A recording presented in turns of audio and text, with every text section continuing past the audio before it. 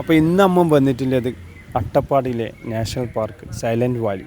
ഇപ്പോൾ silent Valley national പാർക്കിലേക്ക് പോകണമെങ്കിൽ നമ്മളെ പേഴ്സണൽ വണ്ടിയിൽ പോകാൻ പറ്റില്ല. ഫോറസ്റ്റിൻ്റെ തന്നെ ജീപ്പിലോ ബസ്സിലോ പോകാൻ പറ്റും. ജീപ്പിൽ 6 പേർക്ക് പോകാൻ പറ്റും. 6 പേർക്കെങ്കിൽ ഷെയർ ചെയ്തിട്ട് ഒരാൾക്ക് 600 വരും. മറിച്ച് സൈലൻറ്റ് വാലിൻ്റെ ബസ്സിലാണ് പോകുന്നുണ്ടെങ്കിൽ 16 പേര് വേണം. 16 പേർക്ക് ഒരാൾക്ക് അതേപോലെ 600 തന്നെ വരും. നമ്മളും ഫസ്റ്റ് ടൈമാണ് ഈ നാഷണൽ പാർക്ക് കാണാൻ വന്നത്. അപ്പോൾ പോകുന്ന വഴിക്ക് നമുക്ക് ഭാഗ്യമുണ്ടെങ്കിൽ ജീവികളെയും കാണാം, പ്രകൃതി ഭംഗിയും ആസ്വദിക്കാം. കേരളത്തിൽ തന്നെ ഏറ്റവും വലിയൊരു നാഷണൽ പാർക്കാണ് സൈലൻറ്റ് വാലി. അങ്ങനെ ആണെന്ന് ടിക്കറ്റ് കൊടുത്ത് നമ്മൾ നേരെ ബസ്സിൽ കോഴിക്കോടിലെ കുറേ ഇക്കാമാരെയും കണ്ട് അവരെല്ലാം പരിചയപ്പെട്ട് നമ്മൾ ഒന്നിച്ചുള്ള യാത്ര തുടങ്ങി. അങ്ങനെ ഇരിക്കുമ്പോൾ നമ്മളെ 4 ടൈപ്പ് ഫോറസ്റ്റ് ആണ്. അതിൽ 10 കിലോമീറ്ററോളം ഡ്രൈ ഫോറസ്റ്റ്, ഇലപ്പൊഴിയും കാടാണ് 10 കിലോമീറ്റർ. വേനൽക്കാലത്ത് എല്ലാ മരത്തിൻ്റെ ഇലപ്പൊഴിയും കാട്. പിന്നെ 10 കിലോമീറ്റർ കഴിഞ്ഞാൽ പിന്നെ സ്റ്റാർട്ട് ആവുന്നത് സെമി എവർഗ്രീൻ ഫോറസ്റ്റ്. അത് കഴിഞ്ഞിട്ട് എവർഗ്രീൻ ഫോറസ്റ്റ്, ലാസ്റ്റ് സോലാ ഫോറസ്റ്റ്.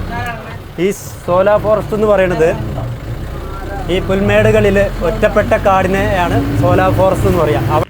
കൊടും കാട്ടിലൂടെ 4.5 മണിക്കൂർ യാത്ര, ഒന്നൊന്നര എക്സ്പീരിയൻസ് തന്നെ.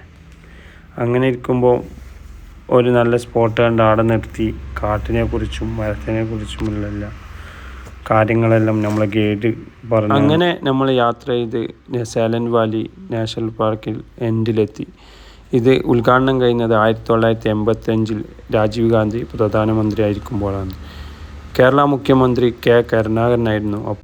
ഈ കാണുന്ന 100 അടി ടവറിൻ്റെ മുകളിൽ കയറി കഴിഞ്ഞാൽ അട്ടപ്പാടിയും നിലമ്പൂരും പാലക്കാടിൻ്റെയും ഫോറസ്റ്റും എല്ലാം മൊത്തത്തിൽ ആസ്വദിക്കാൻ കഴിയും. ജീവിതത്തിൽ കാണേണ്ട ഒരു അടിപൊളി സ്പോട്ടാണ്.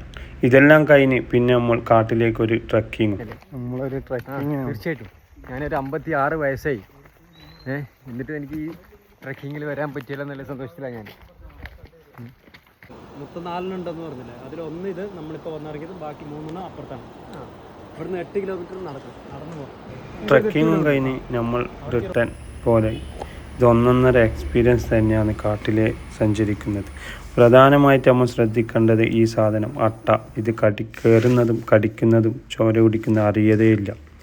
അങ്ങനെ ട്രക്കിങ്ങെല്ലാം കഴിഞ്ഞ് ചായയെല്ലാം കുടിച്ച് അങ്ങനെ നമ്മളെ മടക്കയാത്രത്തിൽ കണ്ടൊരു കാഴ്ചയാണ് പരുന്ത് ഒരു അണ്ണാനെ മൊത്തത്തിൽ അങ്ങനെ തിന്നുന്നത്. ഈ കൊടുങ്കാട്ടിലൂടെ യാത്ര ഒരു എക്സ്പീരിയൻസ് തന്നെയാണ്. അങ്ങനെ നമ്മളെത്തി. യാത്ര ചെയ്ത എല്ലാവരും കുറച്ചു നേരം വിശ്രമിച്ച് അങ്ങോട്ടും ഇങ്ങോട്ടും സംസാരിച്ച് എല്ലാവരും യാത്രയും പറഞ്ഞ് അവിടെ നിന്ന് മടങ്ങി. അപ്പോൾ ഇൻഷാ അല്ലാഹ് അടുത്ത വീഡിയോ കാണാം. ബായ്.